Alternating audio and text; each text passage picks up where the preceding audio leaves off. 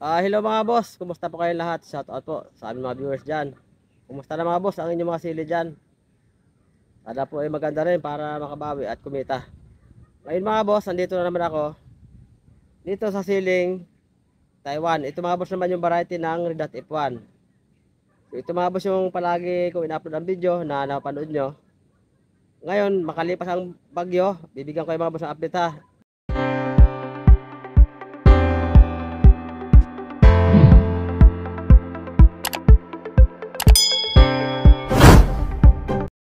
Hello po mga boss. Kumusta po kayo lahat? Shout out po sa aming mga viewers dyan. Ngayon mga boss, nandito nga ako sa amin naman siling Taiwan. Ito yung variety naman ng Red Hot F1. So bibigyan ko yung mga boss ng update ha. Makalipas yung bagyong Paulo, ito yung itsura ng sili namin. Kasi dito mga boss sa amin, hindi naman kami talaga nadaanan ng bagyo. So ang tumama sa amin dito, ulan. At mayroon din konting hangin, pero hindi naman talaga yung hangin na makakasira ang tanim. At ito naman ay nakagapos naman sa trellis, kaya hindi naman natumba. Kaya kung mapansin nyo mga boss ang sili sa video natin, wala siyang problema, walang damage. Kasi nga hindi naman siya nasaport talaga ng bagyo. So medyo swerte ng konti kami dito kasi nga lumis yung bagyo. Ito mga boss yung Red Hot F1 na siling Taiwan. Ang edad dito ngayon mga boss, ano na ito siya, 120 days after transplanting. So kung mapansin nyo mga boss, malinis pa siya, wala siyang sakit sa ulo, at wala siyang problema. Kasi nga wasto yung alaga at ginagamit ng mga pataba at lason. Noong bata-bata pa ito sili namin, ang ginagamit dito na pataba, yung complete triple 14 at syempre urea, may halo. At nung bandang huli, nagpalit kami ng Unix 16 naman at may urea pa rin. At syempre naghalo kami ng 0016 putas na kasi magpa-flowering na siya nung bata-bata pa siya. Ngayon naman na medyo may edad na yung sili namin, nagpalit kami ulit ng pataba. Ang ginagamit ngayon dito namin, Yara Winner na. At naghalo pa rin kami ng 0016 putas. At may halo pa rin konting urea. Natural, kailangan talaga maghalo ng urea kahit pa konti-konti. Kasi pag hindi mo nalawa ng urea naman ito, ay magkakaroon naman siya ng nitrogen deficiency. Baka problema na naman. Kasi malalagas yung mga dahon yan, magdidilawan naman. So yan yung palagi kong nababasang comment at itinatawag sa akin ng kapwa ating farmer sa ibang lugar na bakit daw ang sili niya nagdidilawan yung dahon at nalalagas at nagkakaroon pa ng ispat-ispat yung dahon. At pag minalas-malas pa pati sanga, tinatamaan ng ispat na yon ng blight, di patay. Magkakamatay ang sanga dahil matutuyo yon at lagas yung dahon. Kaya mga boss yan nagkakaganyan ang sili pagka nagkakaedad. Kasi nga nagkakaroon na siya ng deficiency. Nagkakaroon siya ng nutrient deficiency habang tumatanda. So hindi ibig sabihin hindi na sapat yung nutrient na nakukuha niya. Kaya kadalasan dumidilaw ang dahon at nalalagas kasi nga nagkaroon siya ng deficiency. Kaya kami nagpalit ng pataba ngayon, Yara Winner na. Doon naman sa mga tatanong naman sa pang-spray, tulad nga nung mga nagko-comment sa aking video, ano sinasabi palagi, ang sili nila naglalapnos na. Yun nga kasabihan niya ng iba, na pagka daw tumatanda ang sili Taiwan, doon daw tumatama ang lapnos. Hindi naman siguro totoo yan. Kasi yung sili ko last year, naabot naman 13 months yun, hindi naman naglapnos. 1 year yun may get. So okay naman. Kasi ang ginagawa kasi ng iba, yung baliktad na paggamit ng fungicide. Hanggat walang lapnos sa sili nila, hindi sila gumagamit ng mamahalin ng fungicide. Katulad yan ng Amistar, na sikat na sikat. Na malakas naman talaga pumigil ang lapnos yun Ang ginagawa nila, kung alin yung may bunga na at may lapnos na, saka sila mag-spray ng Amistar. Oo naman, naampat naman talaga yun Mapipigil din naman. Kaso nga lang, ilang araw lang pagpunta mo silihan mo, may mga bunga naman, may mga patsi na naman. Kami naman, iba kami magamit ng fungicide.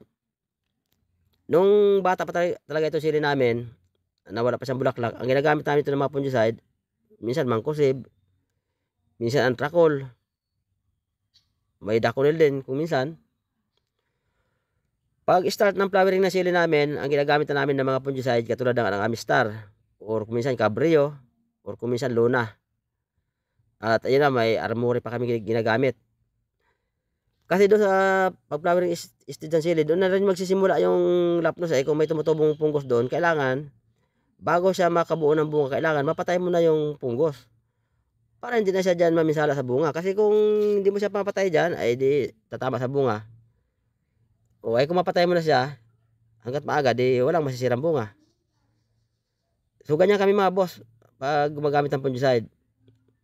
So ngayon naman, dahil nga medyo may edad na talaga siya, at para hindi ma-immune yung fungus dito, nagpalit naman kami mga boss ng fungicide. Ang ginagamit namin ngayon dito, copper fungicide na, copper base, at carbendazim. So yun na mga boss ang palitan namin dito ginagamit. O paglipas na naman ng mga ilang linggo yan, na ilang spray, hindi, pwede kami ulit bumalik sa Amistar, or Cabrillo, or Luna, or minsan Armore. Babalik kami doon. Kasi hindi pwede puro naman copper base, ma-immune din yan. Kailangan palitan. So sana sa mga baguhan natin mga boss na mga nagtatanong, sana mga boss sa video ito, doon sa sinasabi ko, may makuha kayo idea kahit paano. Huwag nyo hintayin na magkalapnos bago gumamit ng Amistar. Hindi nyo na mapipigil yun, mahirapan kayo. Pag ubos lang kayo ng pera kabili ng lason yan, talagang mahirapan kayo. Wala pang lapnos, gamitin nyo na ng Amistar. Flowering pa lang, mag-spray na kayo nyan. Para kung may punggos man na tumutubo dyan, di mapatay nyo na agad. Di wala sakit sa ulo. Di ba? Tingnan nyo ito sa amin, oh. Malinis siya, wala problema, oh. Walang dahon na dilaw. Malinis ang bunga. Wala tabungan na, may ibibenta namin yan. Kasi nag-harvest kami dito ngayon mga boss. Nagpa-harvest kami ulit dito ngayon. Baka sakali umangat na yung yung presyo ng Taiwan. So siguro sa mga boss namin, mga viewers, siguro mga boss, yan yung tips na maibigay ko sa inyo. Huwag nyo hintayin na magkalapnos bago kayo gumamit ng Amistar or Cabrillo. Kailangan pag flowering pa lang, doon na kayo gumamit. Umpisa nyo na gumamit ng mga mahal na fungicide para kung mayroon mang lapnos dyan na tumutubo, di mapatay nyo na agad yung punggos. Wala nang pupunta sa bunga, napatay nyo na At syempre nga, yung pagpakain kailangan sapat, kumpleto para yung maiwasan yung pagdidilaw ng dahon at nalalagas. Para wala sakit sa ulo, ika nga. Pagka wala problema sili mo, lalo pa mataas ang presyo, o pitas ka ng pitas, binta ka ng binta, di kikita. Ay mahal na sili kung puro lapnos naman sili nyo. May paano kakikita, baka malugi ka pa.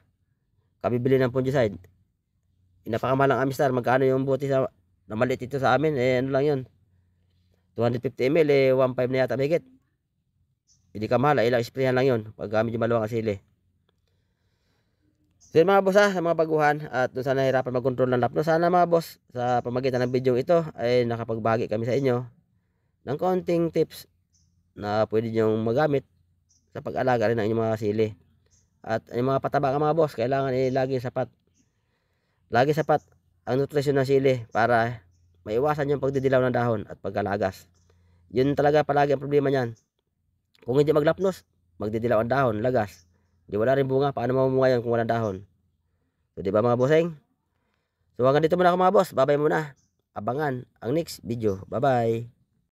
Evercross Black ang kaibigan nyo, mula Luzon, Visayas at Mindanao. Sa ibigan ng mga magsasaka, Albatross Vlog Channel sa YouTube and Facebook nagbabahagi ng kaalaman kung paano magtanim at mag-alaga ng mga sili, gulay, palay at iba pa. Kaya kung baguhan ka at ngayon ka pa lang, magtatangging dito ka lang, manood kay Albatross Vlog Channel at sigurado may matutunan ka step by step kung paano magtanim at mag-alaga ng mga sili, gulay, palay at iba pa. Albatross Vlog Channel, share tips and technique kapag sili farming and other vegetable crops. Dito ka lang manood kay Albatross Vlog Channel.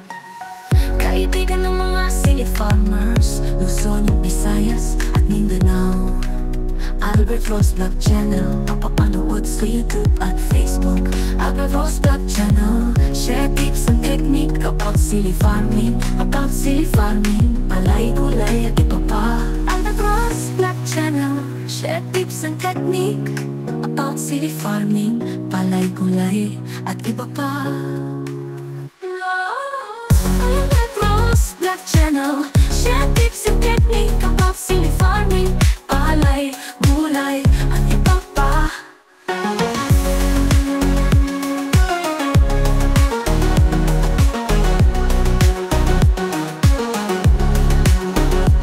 Albatros Vlog Channel. Share tips and technique about silly farming, palay, gulay, at iba pa. Kung paano magtanim at mag-alaga ng mga sili,